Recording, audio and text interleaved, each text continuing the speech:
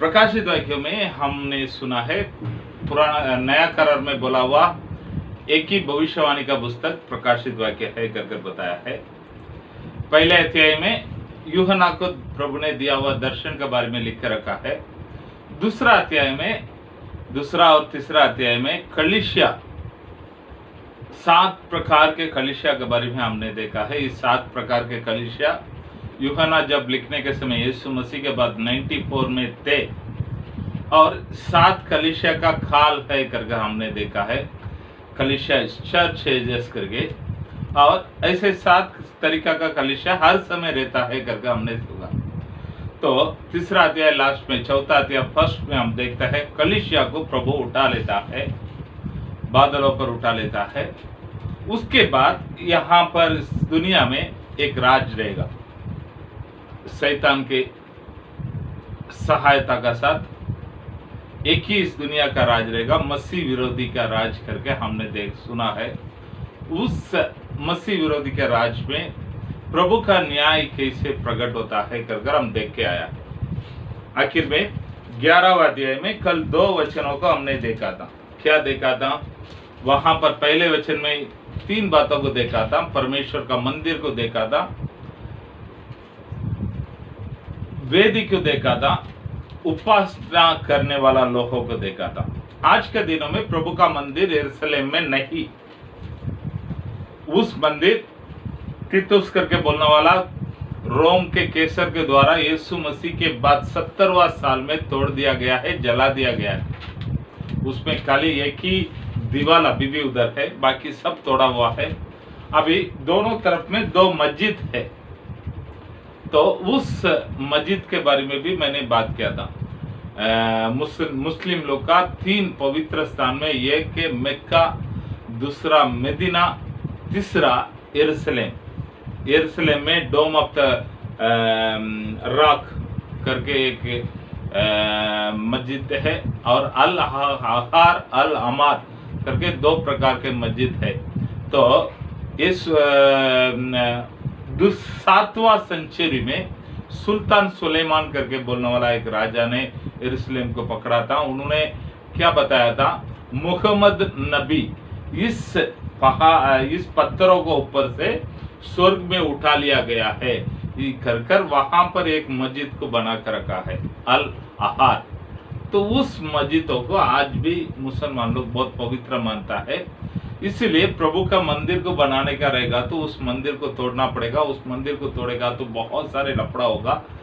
इस कारण कैसे मंदिर उधर बनेगा कर एक सवाल रहने के समय 1996 में उधर जो पूरी तरीके से नापा गया तो एक बात पता चला है, दोनों मंदिर का बीच में रहने वाला जगह पर प्रभु यीशु मसीह प्रभु का मंदिर बना सकता है।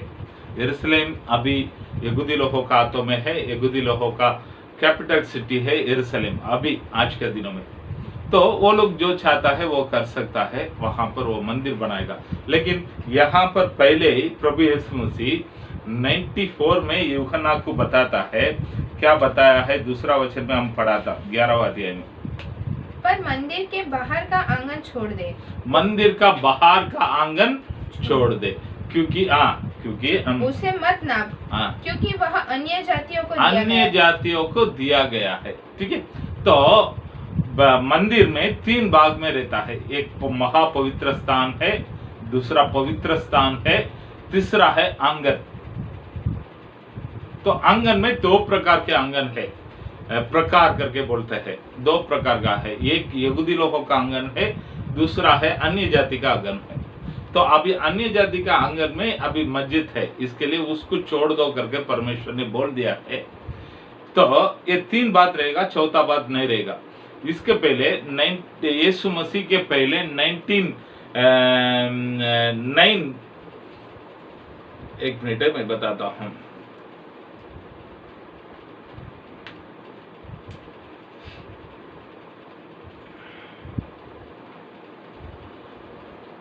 सुलेमान राजा ने 1963 में यीशु मसीह के पहले सुलेमान किंग सोलोमन ने 1963 में प्रभु का मंदिर को बनाया था, उस मंदिर नेबुकदनेस्सर बाबिलोन का राजा के द्वारा 1983 में तोड़ा गया था।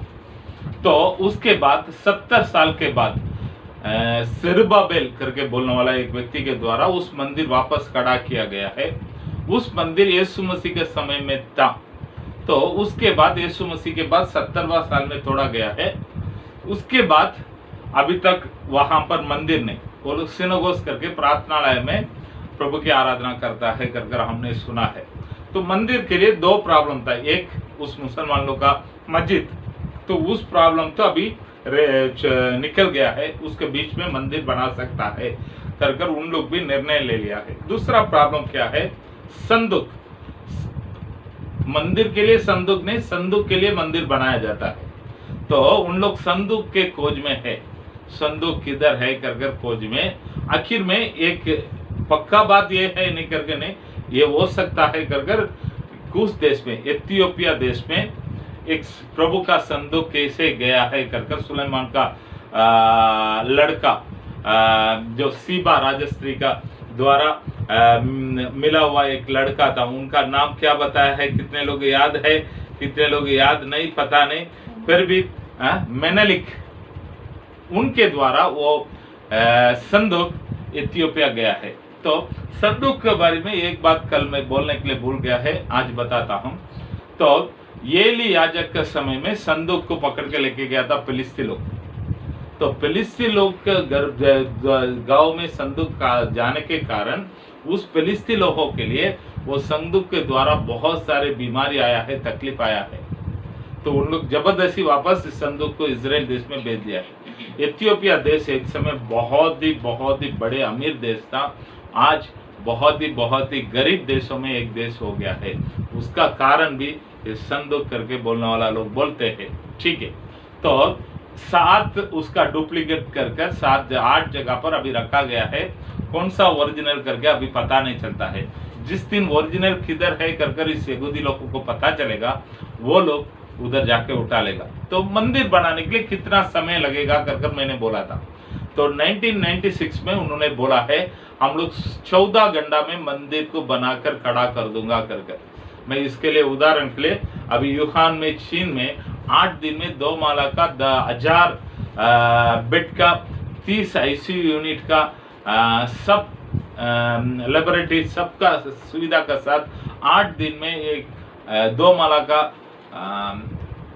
हॉस्पिटल को बनाकर ये लोग खड़ा कर दिया करके बताया। तो यहूदी लोगों का टेक्नोलॉजी उससे भी काफी ज्यादा है।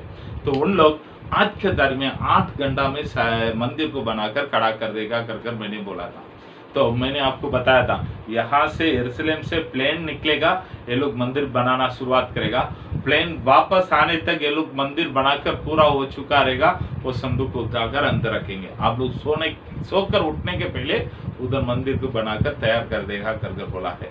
इस मंदिर बनाने के बाद यीशु मसीह का आगमन होगा। इस बातों को बोलकर कल दिनों में मैंने खत्म किया था। आज तीसरा अध्याय में 3रा वचन से हम आगे बढ़ेंगे। 3रा वचन में क्या बोलता है, हम आगे बढ़ेंगे। मैं अपने 2 गवाह को यह अधिकार दूंगा कि टाट बांधे हुए 1260 दिन तक भविष्यवाणी करें। ठीक है, तो 2 गवाहियों को ये आज्ञा दूंगा, टाट बांधे हुए, टाट बोलेगा तो उपवास का वस्त्र। तो हम बोलते हैं ना, क्या है, गोनी के ऐसा गोनी का इसको रखकर एक कपड़ा है, उपवास का दिन में यहूदी लोग पहनता है। ठीक है, उस वस्त्र पहने हुए 2 गवाही लोग क्या करेंगे, 1260 दिन 1200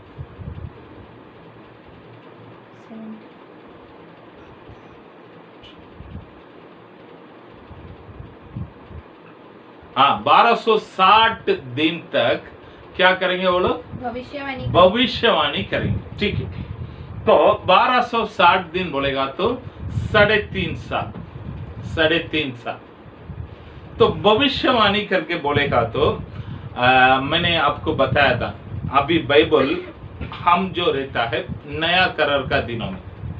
ठीक है, तो नया करार का दिनों में आज हमारे लिए उद्धार कहां से कैसे मिलता है, प्रभु यीशु मसीह के लहू के द्वारा उद्धार मिलते हैं। प्रभु के अनुग्रह से उद्धार मिलता है। एफेसियों का पुस्तक में दूसरा अध्याय में 8वां वचन में हम पढ़ेंगे तो एफेसियों का पत्रिका में दूसरा अध्याय में 8वां वचन में हम पढ़ेंगे तो पौलुस उस एफेसियों को कलीसिया को बताता है, पढ़िए। क्योंकि विश्वास के द्वारा अनुग्रह से तुम्हारा उद्धार होता है और यह तुम्हारी ओर से नहीं, यह तुम्हारे ओर से नहीं, वरन परमेश्वर का दान है। वरन परमेश्वर का दान है। तो अब विश्वास के द्वारा प्रभु के अनुग्रह से हमारा उद्धार होता है। तो हम इस उद्धार को प्राप्त करने के लिए आज कुछ कर्म करने का जरूरत नहीं, हम केवल मन में विश्वास करेंगे, प्रभु यीशु मसीह हमारा परमेश्वर कर विश्वास करेंगे तो प्रभु का उद्धार अनुग्रह के द्वारा मिल जाता है। ये हमारा बल से नहीं, प्रभु का बड़े दान है, देन है।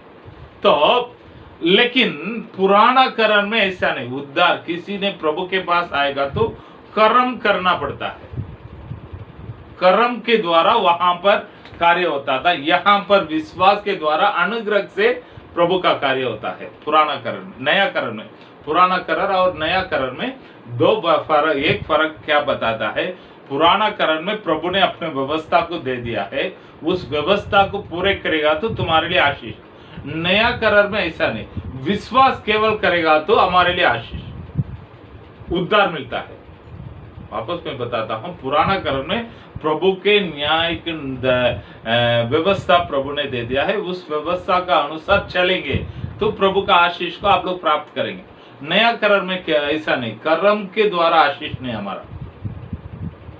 हमारा विश्वास के द्वारा प्रभु के अनुग्रह से उद्धार होता है। हम कुछ बातों को प्रभु के लिए कर दिया तो उद्धार होगा, यह आज का दिन में ऐसा नहीं। हम प्रभु के लिए इतना लाख रुपया दान दे देगा, मुझे प्रभु उद्धार करेगा, स्वीकार करेगा, तुमको भी नहीं, तुम्हारा तान को भी उठा कर फेंक देगा, वो तुम्हारे लिए प्रभु के लिए वो नहीं चाहिए, कर्म के द्वारा नहीं। प्रभु क्या चाहता है, विश्वास से प्रभु के साथ जो आएगा, प्रभु के अनुग्रह के द्वारा आज उद्धार होता है। लेकिन प्रकाशित वाक्य में 4 अध्याय के बाद बात देखते हैं, वो पुराना करार आ जाता है। तो पुराना करार में क्या है, प्रभु के यह व्यवस्था। तो इस 2 गवाही लोग क्या करेगा, प्रभु का व्यवस्था को सिखाएगा, यानी उत्पत्ति से लेकर मलाकी तक का पुस्तक को सिखाएगा। किसको सिखाएगा, पूरे संसार में रहने वाला लोगों को सिखाएगा, भविष्यवाणी करेंगे। वापस पढ़ो ये वचनों को। मैं अपने 2 गवाह को यह अधिकार दूंगा कि टाट ओढ़े हुए 1260 दिन तक भविष्यवाणी करें। 1200 मतलब 1260 दिन तक, यानी 3.5 साल तक वो लोग भविष्यवाणी करेंगे। भविष्यवाणी करके बोलेगा तो दूसरा कुछ मत सोचिए, बाइबल का इस व्यवस्था का पुस्तक को, उत्पत्ति से लेकर मलाकी तक का पुस्तक को वो लोग आकर बताएगा। भविष्यवाणी बोलेगा तो क्या है, प्रभु का वचन है। तो आप लोग कई लोग क्या सोचता है मन में, भविष्यवाणी बोलेगा तो क्या है करके सोचता है। अभी मेरा बच्चे के लिए लड़का ढूंढने का, ये लड़का ले दे दो का, ये लड़का ढूंढो, प्रभु आप बताओ, प्रभु से पूछ कर बताओ, भविष्यवाणी करो करके बोलकर लोग आता है। बहुत लोग मेरे पास भी आकर करा रहता है, प्रार्थना करने के बाद प्रभु ने कुछ बताया क्या। तो ये सब भावी कहने वाला आत्मा है, तो ये भविष्यवाणी नहीं है। भविष्यवाणी बोलेगा तो हम गलत करने के समय, बेटा तू ये गलत करता है, ये जो करता है गलत, ये प्रभु का सही मार्ग, यहाँ पर जाओ, ये बताने वाला, वचनों का अनुसार बोलने वाला बात भविष्यवाणी। हम बाइबल में देखता है दाऊद ने गलत किया है तो नातान आकर उसको बताता है तूने गलत किया है। तो सौल ने गलत किया है, सामुएल आकर बोलता है तू गलत किया है। और प्रभु कुछ बताना चाहता है तो उसके द्वारा बात करता है। तो प्यारे लोग, ये बातों को मन में रख लेने का है। भविष्यवाणी बोलेगा तो हमें सुधार कर सही मार्ग में लेके आने वाला बात, प्रभु का ओर से आने वाला बात भविष्यवाणी। तो वो क्या है, प्रभु का वचन है। ये लोग इस उत्पत्ति से लेकर मलाकी तक का पुस्तक को आकर सिखाएंगे। कितना दिन, 3.5 साल तक, 3.5 साल तक तो वो लोग सिखाने के समय क्या क्या करेंगे कर कर बहुत सारे बातों को बता गया है। उसके पहले ये लोग कौन कौन हो सकता है कर कर मैं कुछ बातों का आप लोग के सामने रखकर आगे बढ़ना चाहता हूँ। तो बहुत लोग क्या बोलता है ये दो कर कर बोले हाँ तो पहले बताता है दो जन इस पृथ्वी में हम देखते हैं मरा नहीं कर कर, ऐसे स्वर्ग में उठा लिया गया है कर कर। एक एनोक बाइबल में उत्पत्ति में हम उसके बारे में पढ़ते हैं। उत्पत्ति में आइए मेरे साथ, उत्पत्ति में 6वां अध्याय में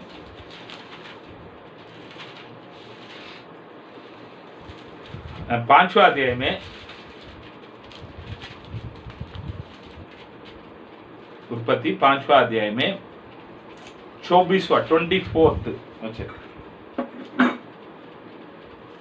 हनोक परमेश्वर के साथ साथ चलता था, फिर वह लोप हो गया क्योंकि परमेश्वर ने उसे उठा लिया।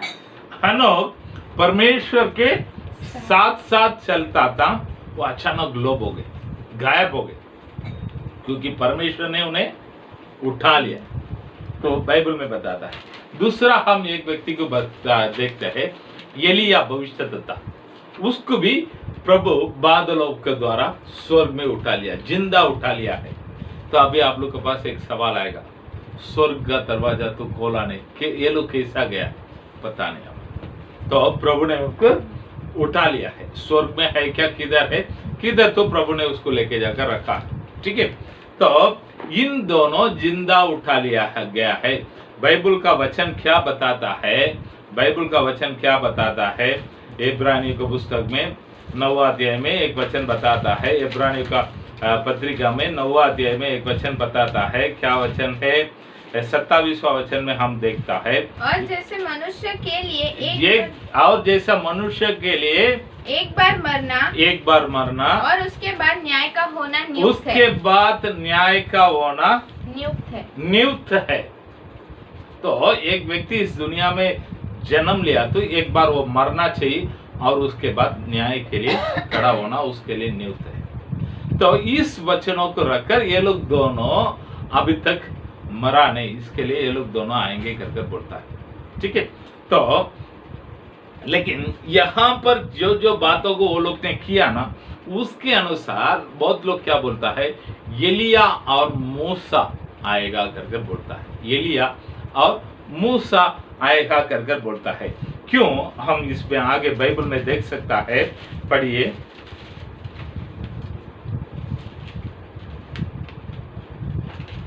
पांचवा वचन से पढ़ो। यदि कोई उनको हानि पहुंचाना चाहता है तो उनके मुंह से आग निकल कर नहीं तो एक काम करो ना, 4वां वचन से पढ़िए। ये वे ही जैतून के 2 पेड़ और 2 दीवट है जो पृथ्वी के प्रभु के सामने खड़े रहते हैं। यदि कोई उनको हानि पहुंचाना चाहता है। ठीक है, तो इनके बारे में बाइबल में हम क्या पढ़ता है मालूम है? इन लोग के बारे में एलिया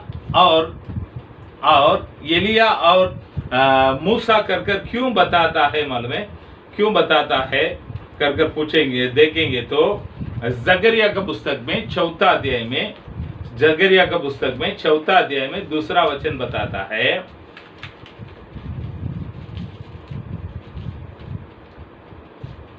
उसने मुझसे पूछा, तुझे क्या दिखाई पड़ता है? मैंने कहा, एक दीवट है जो संपूर्ण सोने की है और उसका कटोरा उसकी चोटी पर है और उस पर उसके 7 दीपक है जिनके ऊपर बत्ती के लिए 11 से 14 तक पढ़ो। वही में 11 से 14 तक। तब मैंने उससे फिर पूछा, ये 2 जैतून के वृक्ष क्या है जो दीपक की 14 वचन पढ़ो। तब उसने कहा, इनका अर्थ ताजे तेल से भरे हुए वे 2 पुरुष हैं जो सारी पृथ्वी के परमेश्वर के पास हाजिर रहते हैं। आगे बढ़ो, वापस पढ़ो। तब उसने कहा, इनका अर्थ ताजे तेल से भरे हुए वे 2 पुरुष हैं, ताजे तेल से भरे हुए अभिषेक किए हुए गए लोग। तो हम देखते हैं पहले ये लोग टाट का वस्त्र पहना था, दूसरा है अभिषेक किया हुआ लोग। तो और क्या देखता है 5वां वचन में हम देखेंगे तो, यदि कोई उनको हानि पहुंचाना चाहता है तो उनके मुंह से आग निकलकर उनके मुंह से आग निकलेगा। हाँ, उनके बैरियों को भस्म करती है। उनके बैरियों को भस्म करती है। बाइबल में एक व्यक्ति स्वर्ग से आग को उतरा है करके बोलेगा तो वो कौन है? एलिया। जब एलिया एक जगह एक साइड में था, दूसरा जगह पर बाहाल के 400 नबी लोग था, उनके सामने एक चैलेंज करता है, जो सच्चा परमेश्वर वो स्वर्ग से आग को उतरना चाहिए करके। तो वो लोग ने बहुत सारे कोशिश किया है, आग उतर कर नहीं आया है, लेकिन एलिया आकर प्रार्थना किया तो स्वर्ग से आग उतर कर आया है, हम देखते हैं। तो इसीलिए वो एलिया हो सकता है करके बोलने वाला लोग बोलते गए आगे। और यदि कोई उनको हानि पहुंचाना चाहेगा तो अवश्य इसी रीति से मार डाला जाएगा। उन्हें अधिकार है कि आकाश को बंद करे उन्हें अधिकार है आकाश को बंद करे। हाँ, कि उनकी भविष्यवाणी के दिनों में मेघ न बरसे। तो एलिया ने आहाब के विरोध में ये बातों को बोला है, 3.5 साल तक मेघ नहीं बरसाएगा, पौष नहीं पड़ेगा करके बोला है। उन्होंने जैसे बोला वैसे हुआ है। आगे, और उन्हें सब पानी पर अधिकार है कि उसे लहू बनाए। मिस्र देश में मूसा ने नील नदी का पानी को लहू के जैसे बदल दिया था। हाँ, आगे, और जब जब चाहे तब तब पृथ्वी पर हर प्रकार की विपत्ति लाए। हाँ, जब चाहे तब तब पृथ्वी पे हर प्रकार के विपत्ति लाए। तो हम देखते हैं मिस्र देश में 10 प्रकार के विपत्तियों को मूसा ने लाया था। ठीक है, तो हम ये देखते हैं, इस कारण ये लोग दोहाई करके देखते हैं। और भी हम आगे क्या देखता है मालूम है? आगे हम देखेंगे तो यीशु मसीह पूरे पुराना करार को दर्शाता है यीशु मसीह, और नया करार को दर्शाता है। यीशु मसीह नया करार को दर्शाता है। पुराना करार को पहले 5 अध्याय को 5 पुस्तक को कौन लिखा है करके देखेगा तो व्यवस्था का पुस्तक को, तोरा जो बोलता है उसको मूसा ने लिखा। इसके लिए यीशु मसीह जहां जहां बताता है पुराना करार के बारे में, तोरा और भविष्यवस्था का पुस्तक, यानी न्याय का पुस्तक, व्यवस्था के पुस्तक और भविष्यवक्ता का पुस्तक करके बोलता है। तो तोरा को मूसा दर्शाता है और भविष्यवाणी का पुस्तक को एलिया रिप्रेजेंट करता है।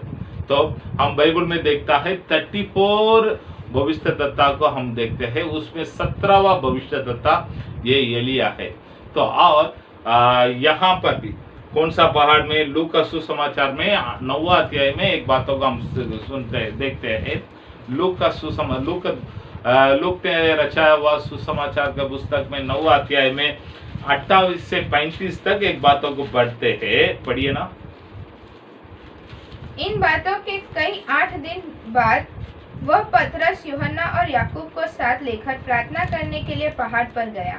जब वह प्रार्थना कर ही रहा था तो उसके चेहरे का रूप बदल गया और उसका वस्त्र श्वेत होकर चमकने लगा। और देखो, मूसा और एलिया ये 2 पुरुष उसके साथ बातें कर रहे थे। ठीक है, ये क्या है? रूपांतर का पहाड़। वहां पर मूसा और एलिया उतर कर आया है, यीशु मसीह के साथ बातें कर रहा है। और एक बातों को देखता है, 40 दिन उपवास किया हुआ व्यक्ति करके बोलेगा तो यीशु मसीह 40 दिन उपवास किया है, मूसा 40 दिन उपवास किया है, एलिया 40 दिन उपवास किया है। तो इसलिए ये दोनों जन जो पुराना करार का रिप्रेजेंटेटिव, ये दोनों जन वापस इस दुनिया में आकर प्रभु के भविष्यवाणी करेंगे कर बोलता है। वो लोग भविष्यवाणी करने के समय में इस संसार में राज करने वाला मसीह विरोधी उनको बहुत सारे तकलीफ को देगा, उनको नष्ट करने के लिए क्या क्या करने का सब कुछ प्रयत्न करेगा। लेकिन ये लोग प्रभु ने उनको दिया हुआ बल के कारण वो चाहे उनका मुंह से हू करके फूकेगा तो क्या निकलेगा, आग आएगा। तो वो लोग चाहता है तो कौन सा भी विपत्ति को आकाश से लेके आना चाहता है, लेकर आएंगे। जितना प्रकार का दंड देने का सब दे सकता है, उतना अधिकार को इनके पास रखा तो इनके लिए प्रभु ने दिया हुआ 3.5 साल तक इनको कुछ नहीं कर सकता है। तो इस बातों का इसे हम समझ सकता है, इस पृथ्वी में रहने वाला सब लोग इस मसीह विरोधी के राज के नीचे रहेगा, लेकिन यहूदी लोग उनके अंडर नहीं रहेगा। इन लोग के लिए अलग नियम रहेगा, बाकी सबके लिए एक नियम रहेगा। इस यहूदी लोगों के लिए इन लोग का उनके नियमों का अनुसार ही उनको रहेगा। बाकी सब लोग के लिए एक ही धर्म रहेगा, एक ही धर्म रहेगा, लेकिन इनके लिए यहूदी धर्म जो यहोवा को मानता है वो धर्म रहेगा। तो ये लोग सुख से रहेगा, बाकी सब लोग तकलीफ में रहेगा। तो यहूदी लोगों को ये दबाने के लिए चाहता तो इस दोनों गवाहियों के द्वारा इस मसीह विरोधी यहूदी लोगों को कुछ करने पाएगा। यहूदी लोगों को कुछ करना चाहिए तो इन लोगों का सामना करना पड़ता था। इसके कारण यहूदी लोग मसीह विरोधी का हाथों से बचकर निकलेगा। तो यहूदी लोग 3.5 साल तक उन लोग अच्छी तरह से जीवन बिताएंगे। उन लोग का प्रार्थना चालू रहेगा, उनका बलि चालू रहेगा, उनके उपासना सब कुछ चालू रहेगा। कारण इस दो गवाही लोग उनको सुरक्षा के रूप में खड़ा रहेंगे। उन लोग पूरे संसार में प्रभु के सुसमाचार को भी सुनाएंगे, प्रभु का सुसमाचार को भी सुनाएंगे। अब कलीसिया का काम सुसमाचार को सुनाने का काम, आओ प्रभु के पास कर कलीसिया उठा लेने के बाद उस कामों को कौन करता है कर देखेगा तो ये दो गवाही लोग प्रभु के सुसमाचार को सुनाएगा। वो लोग जब चाहे किधर भी जा सकता आ सकता है, उनको प्रभु के अधिकार रहेगा। वो लोग जो कुछ करना चाहता है करेंगे। उन लोग को 3.5 साल तक प्रभु ने समय दिया है। ठीक है, और 7वां वचन से पढ़िए। जब वे अपनी गवाही दे चुकेंगे, आप लोग इसमें अच्छी तरह से समझ लेने का है। जब उनके समय पूरा हो गया है, यीशु मसीह इस दुनिया में आया है, जब उनके पूरे प्रभु का इच्छा को जब उन्होंने खत्म कर दिया था, उसके बाद ही उसके ऊपर कोई हाथ डाल सका था। तो जब उन्होंने आया था तब प्रभु बोलता है ये संसार के हाकिम आ गया, उनके लिए मेरे पास कुछ भी नहीं। तो मेरे लिए, मैं जिस काम के लिए आया था उस सब कामों को मैंने पूरा कर दिया है। तो यहाँ पर भी हम देखते हैं जब उनके समय बीत चुके हैं। वापस पढ़ो।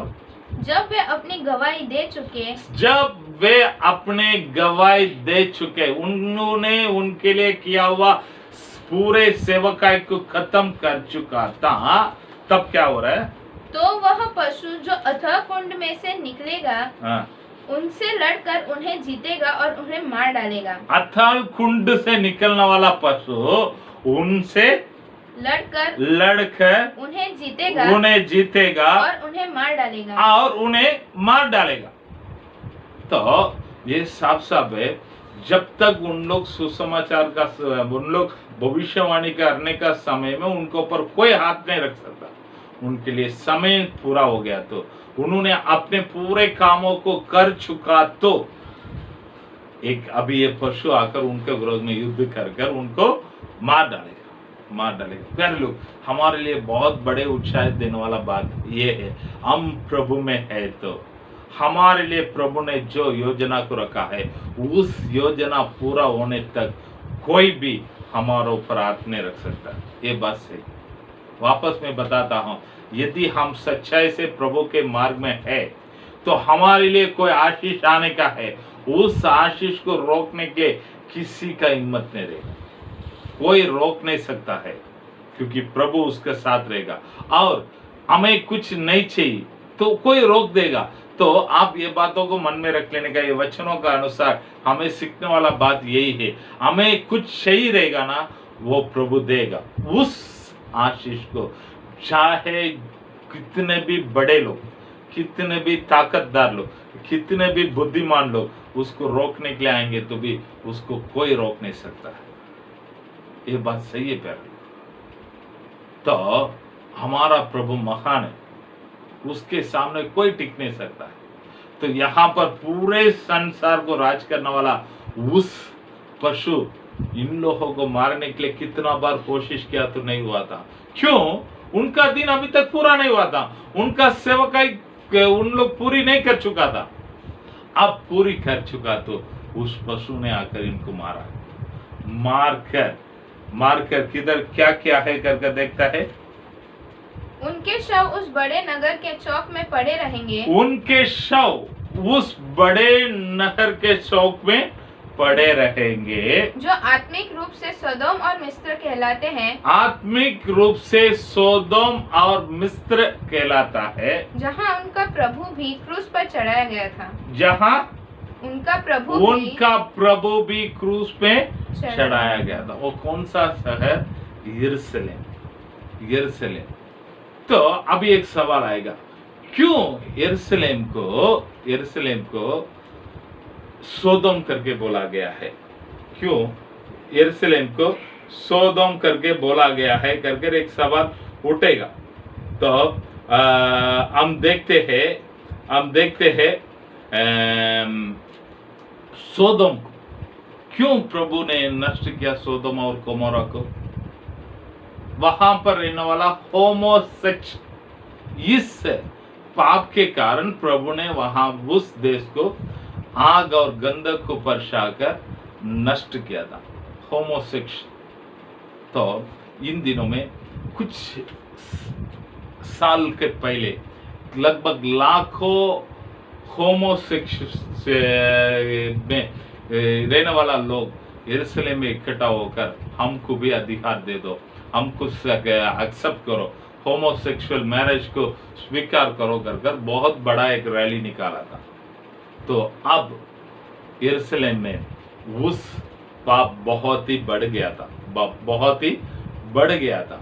वो लोग यरूशलेम में नहीं किया था, डेल अवीव करके बोलने वाला यरूशलेम के पहले इजराइल देश का राजधानी शहर में इस रैली को वो लोग निकाला था। तो इसके कारण यहाँ पर ये बताया गया है, क्या सोदोम कर ये बताया गया है। और इजिप्ट मिस्री करके क्यों बताया गया है?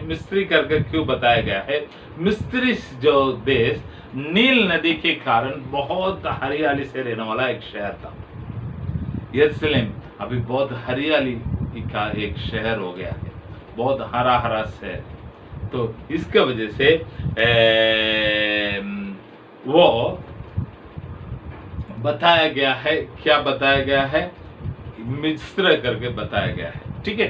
तो उस शहर में उनका शव 3.5 दिन तक उधर पड़ा था, कोई भी उसको कब्र में नहीं रखा था। थोड़ा एक सोच के देखिए, कब कोई शव को, लाश को ऐसे शहर के में डाल कर रखेगा क्या करके बोलेगा तो रखेगा।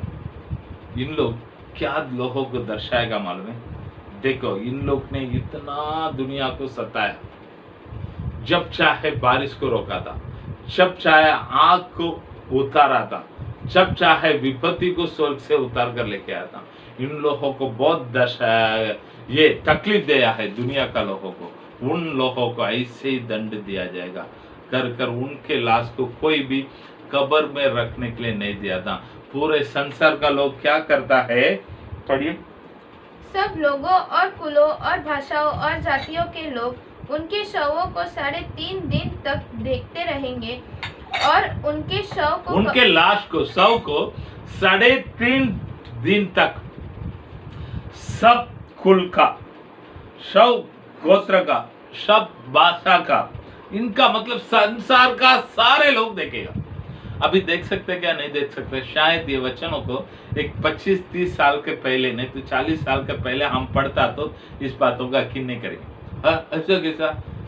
हम यरूशलेम में लाश पड़ा रहेगा, हम भारत देश में बैठकर उसको कैसा देख सकते करके 25-30 साल के पहले शायद हम बोलते था। आज किधर भी कुछ भी होगा, हम घर पे बैठ के देखते हैं, टीवी के द्वारा देखता है, फोन के द्वारा देखते हैं, किसी ना किसी मीडिया के द्वारा हम देखते हैं। किसी ना किसी एक कोने में होने वाला बात हर दुनिया आज देखते हैं। तो बाइबल देखिए कितना सच है। 2000 साल के पहले ये बातों को लिख के रखा है।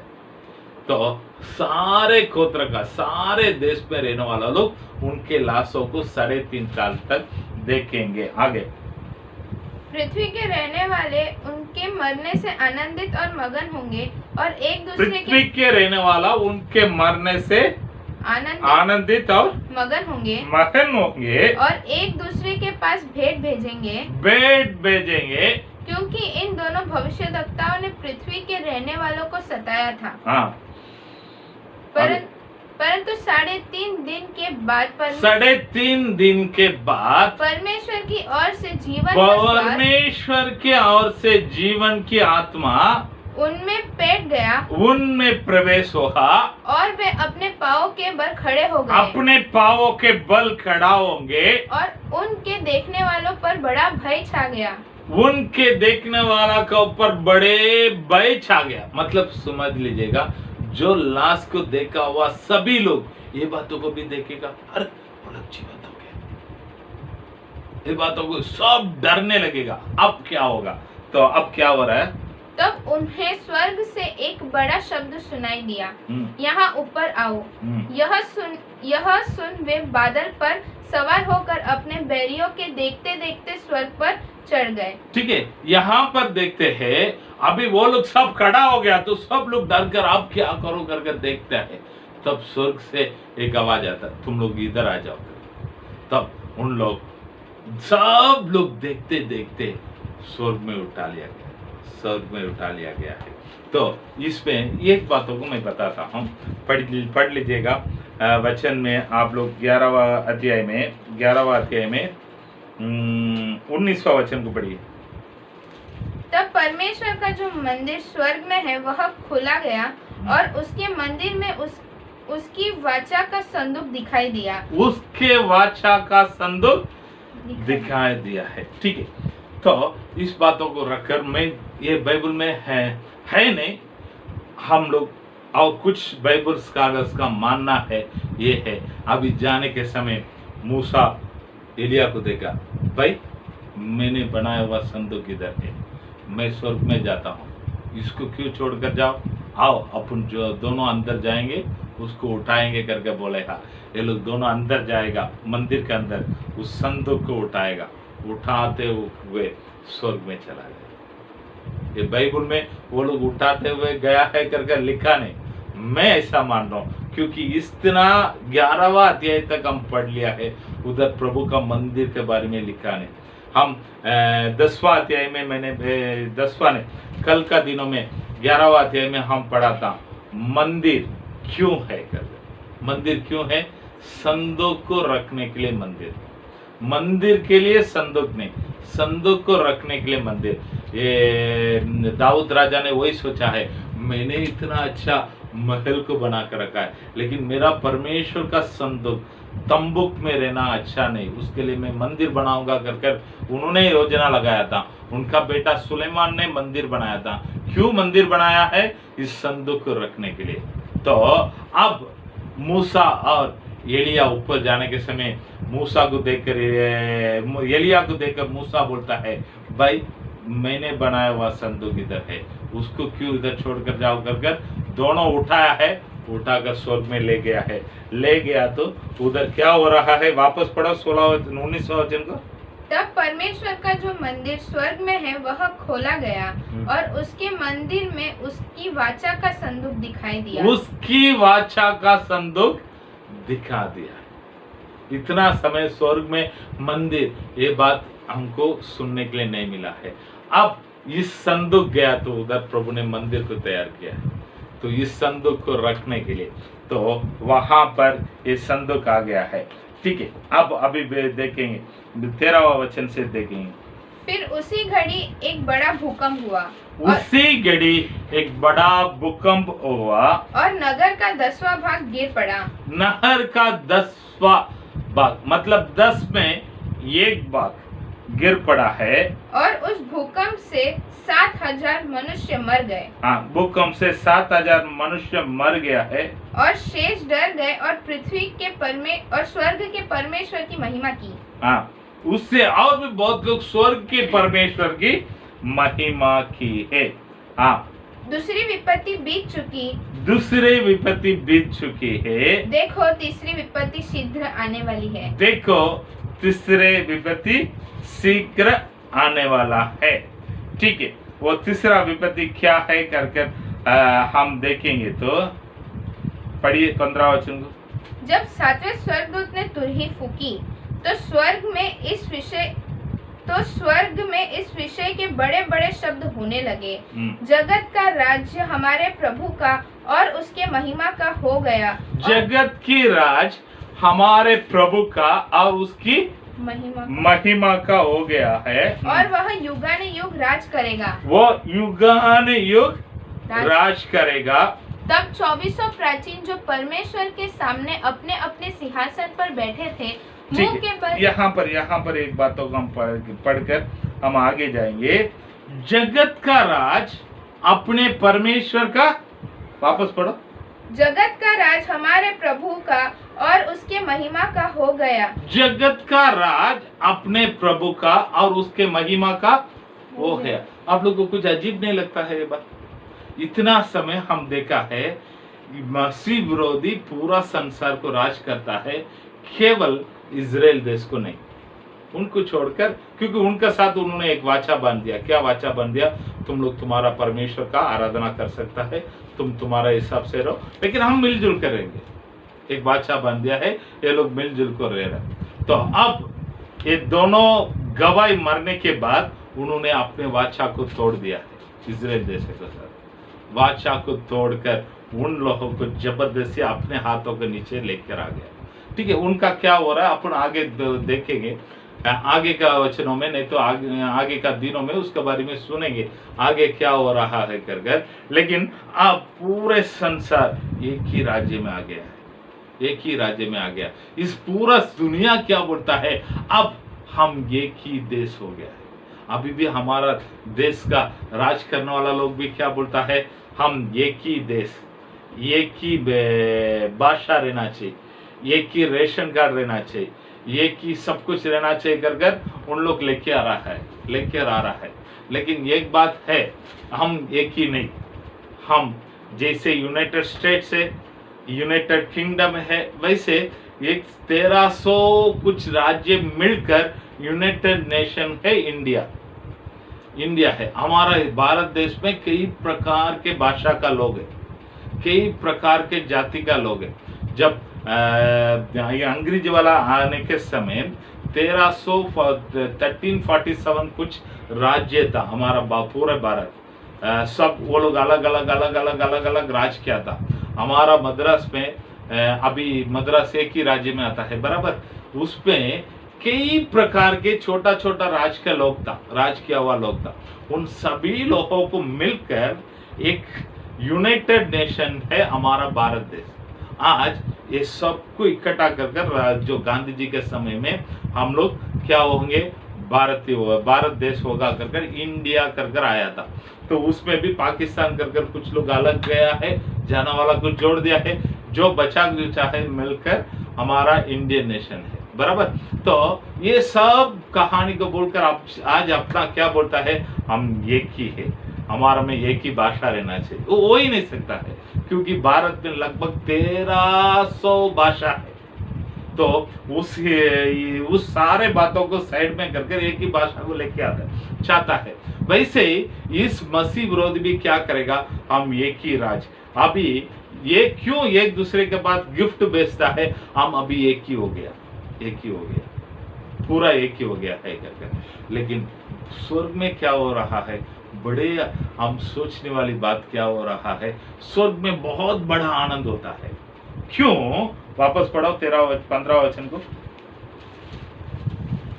जब सातवें स्वर्गदूत ने तुरही फूकी तो स्वर्ग में इस विषय के बड़े बड़े शब्द होने लगे, जगत का राज्य हमारे प्रभु का और जगत का राज हमारा प्रभु का और उसकी महिमा का हो गया, और उसकी महिमा का हो गया है। इधर देखिए, तो इस मसीह विरोध बोलता है मैं जीत गया हूं, स्वर्ग से बड़े आनंद हो रहा है। क्या आनंद हो रहा है? जगत का राज हमारा प्रभु का हो गया। तो थोड़ा आप लोग को मैं सोचने पे लेके जाता हूँ। भजन संहिता दूसरा अध्याय में कुछ वचनों का हम पढ़ेंगे। भजन संहिता में दूसरा अध्याय में कुछ वचनों का हम पढ़ेंगे।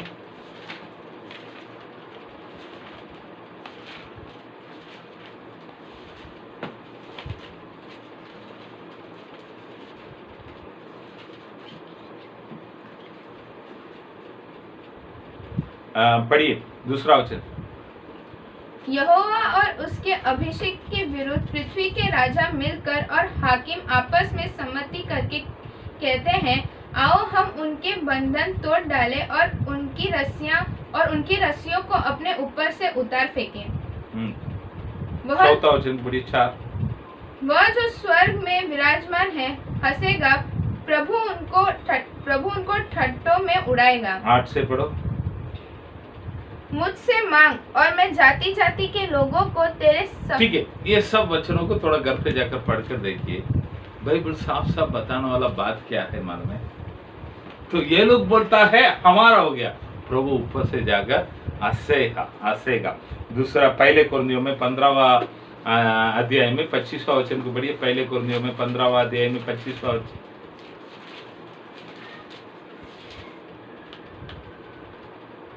क्योंकि जब तक वह अपने बैरियों को अपने पांव तले न ले आए, जब तक वो अपने बैरियों को अपने पांव तले न ले आए, तब तक उसका राज्य करना अवश्य है। तब तक उसका राज्य करना अवश्य है। वापस पढ़िए। क्योंकि जब तक वह अपने बैरियों को अपने पांव तले न ले आए, वो अपने बैरियों को अपने पांव तले न ले आए, तब तक उसका राज्य करना अवश्य है। तब तक उसका राज करना अवश्य है। तो वो सब लोगों को पकड़ेगा तो प्रभु आएगा। तो आप लोग को और एक बातों को मैं याद दिलाना चाहता हूँ। मत्ती का सुसमाचार में आइए ना, 4 अध्याय में एक इंटरेस्टिंग बातों को मैं बताता हूँ।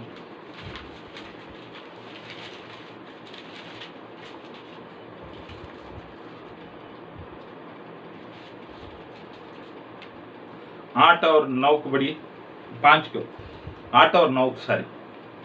फिर इब्लिस उसे एक बहुत ऊंचे पहाड़ पर ले गया और सारे जगत के राज्य और उसका वैभव दिखाकर उससे कहा, यदि तू गिरकर मुझे प्रणाम करे तो मैं यह सब कुछ तुझे दे दूंगा। ठीक है, इब्लिस शैतान प्रभु को किधर लेके गया है? एक पहाड़ के ऊंचे स्थान में लेके गया है। ऊंचे स्थान में लेके जाकर क्या करता है? सारे राज्य को दिखाता है, उसके सारे महिमा को दिखाता है।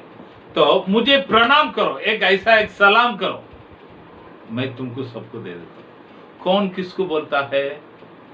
इब्लिस प्रभु यीशु मसीह को बताता है। कब बताता है?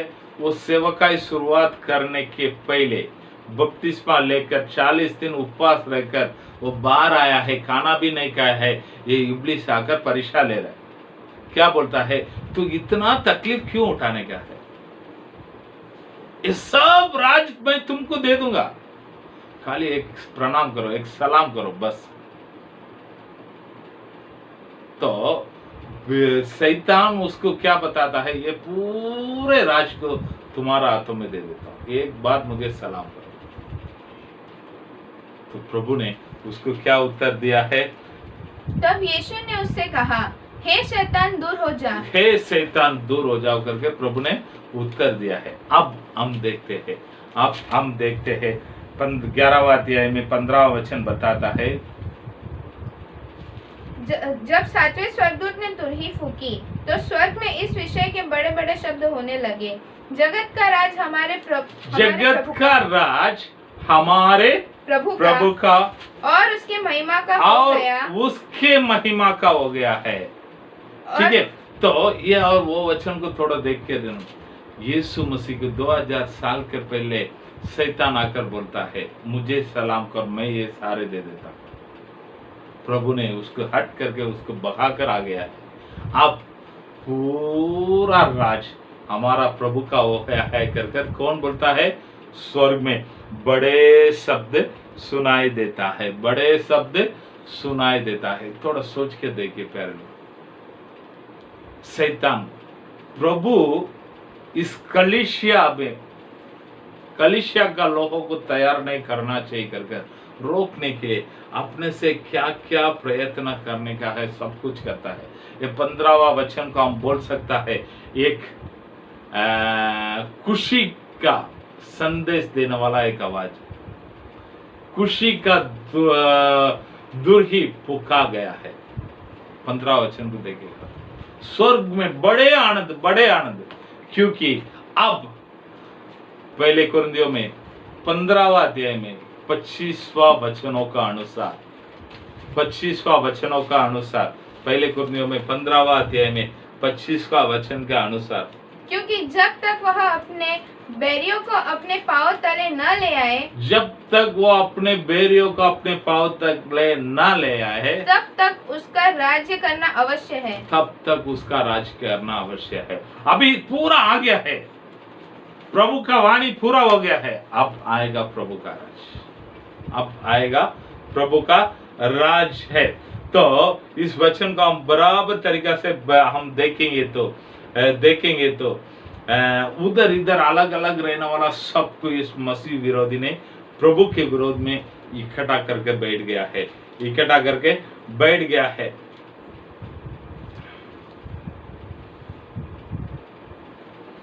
तो प्रभु के वचनों के अनुसार आगे प्रभु का राज आने वाला है। इस बातों को स्वर्ग जानता है, इसके लिए खुशी मनाता है। लेकिन इस दुनिया क्या जानता है?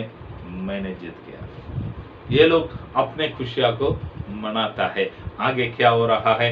16 वचन से पढ़ेंगे। तब 24 प्राचीन जो परमेश्वर के सामने अपने अपने सिंहासन पर बैठे थे, 16 से लेकर 18वां वचन तक यहाँ पर देखते हैं एक बड़े आनंद, खुशी का, स्तुति का आराधना यहाँ पर इस 24 प्राचीन लोग करते हैं। और 19वां वचन को हम देखेगा तो तब परमेश्वर का जो मंदिर स्वर्ग में है वह खोला गया, और उसके मंदिर में उसकी वाचा का संदूक दिखाई दिया, और बिजलियां और शब्द और गर्जन और भूकंप हुए, और बड़े ओले पड़े। बड़े ओले पड़े किधर? इस संसार में। स्वर्ग में खुशियां हो रहा था, संसार का लोग खुशियां हो रहा, लेकिन प्रभु का न्याय इस संसार के ऊपर उतर कर आया है कर हम देखते हैं। तो 16 से 18वां वचन तक हम पढ़कर देखेंगे तो प्रभु कैसे राज करेगा कर ये लोग उस स्तुतियों में बताता है। पढ़िए 17वां वचन में। यह कहने लगे, हे सर्वशक्तिमान प्रभु परमेश्वर जो है और जो था, हम तेरा धन्यवाद करते हैं कि तूने अपनी बड़ी सामर्थ को काम में लाकर राज्य किया है। ठीक है, कैसे राज्य करने वाला है? बड़े सामर्थ को काम में लाकर राज करने वाला है। 18वां वचन पढ़िए। जातियों ने क्रोध किया, पर तेरा प्रकोप आ पड़ा। हाँ, और वह समय तो आप वो सब धार्मिकता से राज करने वाला है। आप लोग पढ़ लीजिएगा, समय पूरा हो रहा है, मैं इसके लिए फटाफट बता के जा रहा हूँ। पहले शाम से आप राज किया है, धार्मिकता से राज किया है, और आप प्रतिफल देने वाला है, अनुग्रह के द्वारा प्रतिफल देने वाला है।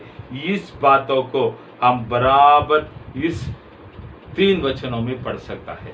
ये कौन उनकी आराधना करता है? उस 24 प्राचीन लोग। वो 24 प्राचीन लोग कौन कौन है करके बोला है? पुराना करार का 12, नया करार का 12 रिप्रेजेंटेटिव लोग अभी प्रभु की आराधना करता है। तो प्यारे लोग, इसमें बहुत बड़े सीखने वाला बात क्या है मालूम है हमें? ये पहले बात, भले बहुत सारे बातों को सीखा है, हमको खुशी देने वाला बात यही है। पहले, जब तक प्रभु का समय हमारे पास है, जब तक प्रभु का इच्छा हमारे ऊपर पूरा होने का था, तब तक हमें कोई कुछ कर नहीं सकता है। हमारे लिए प्रभु ने रखा हुआ दिन तक हमें कोई भी लेके नहीं जा सकता। कोरोना भी होने दो, कोई भी होने दो, आप टेंशन मत ले लीजिएगा, डरो मत। प्रभु ने जो आशीष हमें देना चाहता है, उस आशीष हमारे पास तक आएगा, उसको कोई रोक नहीं सकता है। इसके पहले 1000 बात आपके सामने आया रहेगा, इसके पहले 1000 चीज आकर आपको रुकावट किया रहेगा, लेकिन आगे आपके सामने कोई रुकावट नहीं कर सकता है। दूसरा बात को हम देखा है, हमारा प्रभु के पास सारे राज है। वो पराक्रम से राज करता है, शामत से राज करता है, वो धार्मिकता से राज करता है, वो प्रतिफल देता है। इन बातों को मन में रखिए, प्रभु आपका आशीष करेगा। प्रार्थना करेंगे। सर्वशक्तिमान महान परमेश्वर, आपको धन्यवाद करता स्तुति करता हूँ प्रभु जी। आज के दिनों में प्रभु जी आपके लोगों के बीच में प्रभु जी हम लोग प्रकाशित वाक्य में 11वां अध्याय में कुछ बातों को सीखने के लिए आपने सहायता किया, धन्यवाद करता हूँ प्रभु जी। जो लोग लाइन में आया है, सुना है, सभी का आप आशीष कीजिएगा।